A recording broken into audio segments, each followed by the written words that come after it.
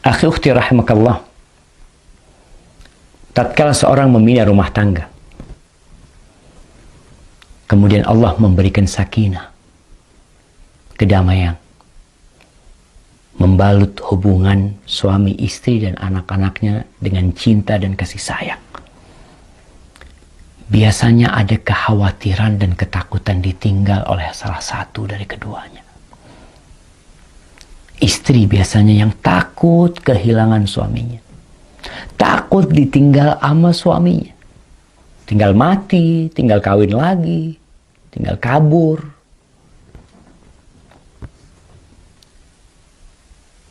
Rasanya kita perlu belajar dari ibunda Nabi Ismail alaihissalam.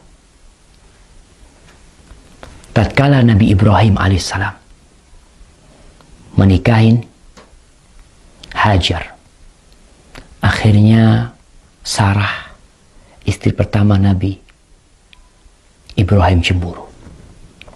Setelah punya anak yang bernama Ismail, akhirnya Nabi Ismail membawa istrinya Sarah, ibunda Nabi Ismail, dibawa kemana? Dibawa ke Mekah dari Palestina sana, berangkat ke Mekah.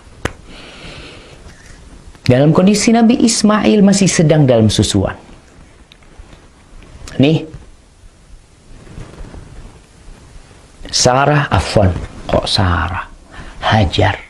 Nah, Hajar bersama Ismail ditaruh di dekat Baitullah. Di situ ada pohon, namanya pohon Doha.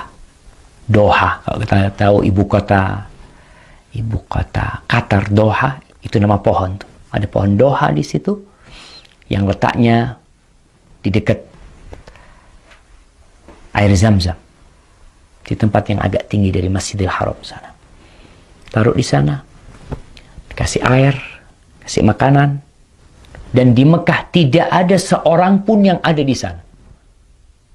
Lembah kosong, tidak berpenduduk.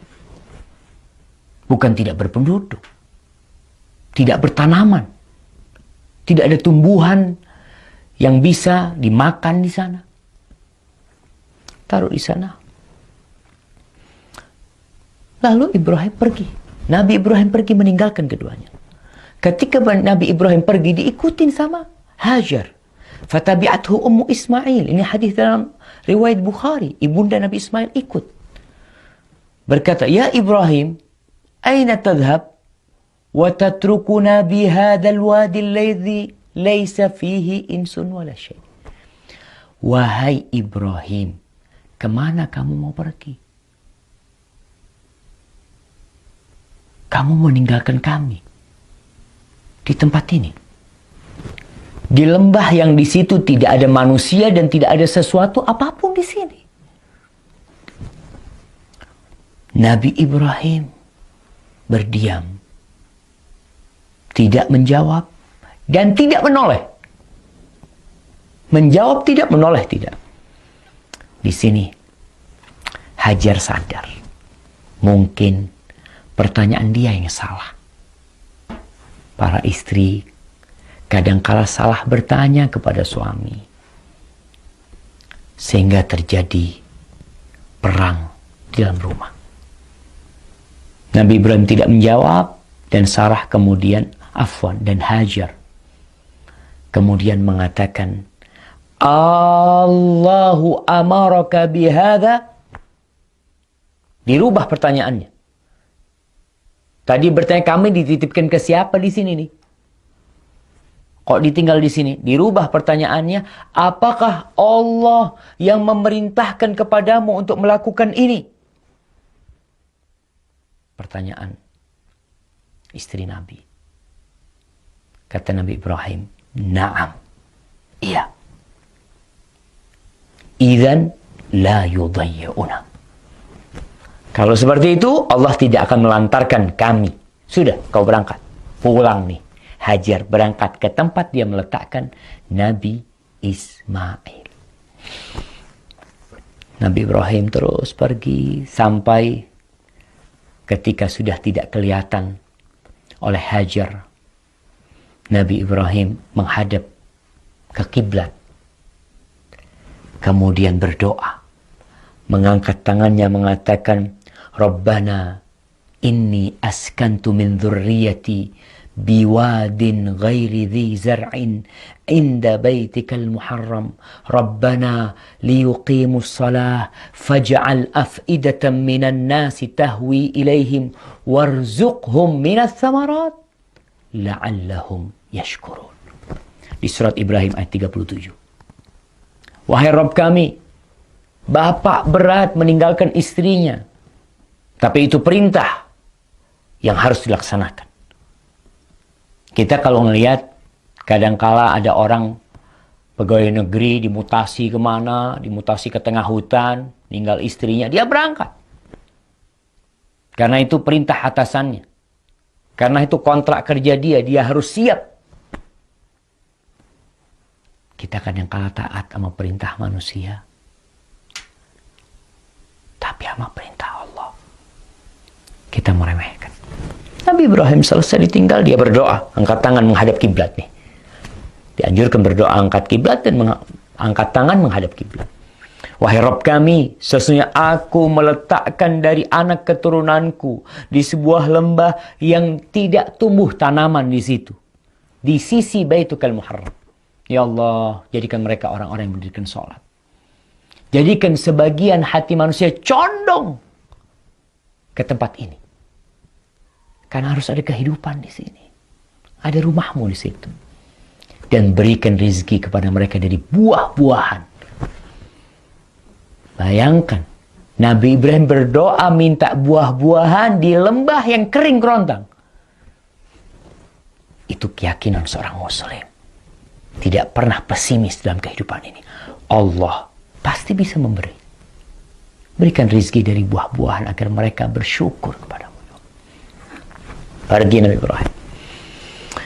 Ibunda Nabi Ismail, Hajar, disusuin itu Ismail. Dia minum air yang tersisa. Dia makan kurma sampai habis. Ketika habis airnya, susunya kering, makanan habis, dilihat Nabi Ismail dalam kondisi kehausan dan kelaparan. Maka Hajar takut melihat, nggak tahan melihat Nabi Ismail dalam kondisi seperti itu. Akhirnya dia lihat ada bukit yang dekat, bukit Sofa. Berangkat ke sana. Dia lihat ke sana ke sini. Mungkin ada yang bisa membantu. Dia lari lagi. Agak keras larinya ketika sampai perut lembah. Berangkat ke Marwa sampai 7 kali. Ketika 7 kali, yang itu sa'inya orang sekarang. Kita kalau sa'i itu adalah mengenang bagaimana perjuangan seorang ibu yang ditinggal oleh suaminya. Tidak boleh berhenti berjuang. Tetap Allah bisa memberikan rezeki dengan kun, tapi tetap harus ada perjuangan. Akhirnya setelah sampai di Marwa, dia mendengar suara. Maka dia mengatakan, Sain, turidu nafsah. Coba dengar ini, ada apa nih? Dia berusaha untuk mendengar suara yang terdengar oleh telinganya. Lalu berkata ibunda Nabi Ismail, Qad asma'ta in kana indaka ghiwath. Aku sudah dengar nih, engkau telah membuat aku dengar. Kalau engkau bisa membantu, ya bantu. Ternyata dia melihat ada malaikat di sisi Nabi Ismail alaihissalam. Yang malaikat itu menggali, dikatakan dengan kakinya atau dengan sayapnya sampai air itu keluar. Air itu keluar, jemaah. Air Zam-Zam keluar. Di sini betapa bahagianya ibunda Nabi Ismail. Air itu dikumpulin sama dia. Andai kata tidak dikumpulin, Kata Nabi SAW, air Zam-Zam itu akan jadi mata air yang mengalir. Maka jemaah, nih pesan untuk setiap wanita. Jangan takut ditinggal suaminya. Yang memberikan rezeki bukan suaminya. Ketika lahiran, nggak ada suaminya, marah-marah sama suaminya. Suaminya tidak bisa berbuat apa-apa. Minta sama Allah, berjuang. Bagaimana Maryam berjuang melahirkan anaknya sendirian. Tidak ada yang membantu dia. Tapi yakin ada Rabbul Alamin. Semoga setiap wanita bisa mengambil pelajaran dari ibunda Nabi Ismail. Barakallahu fikum.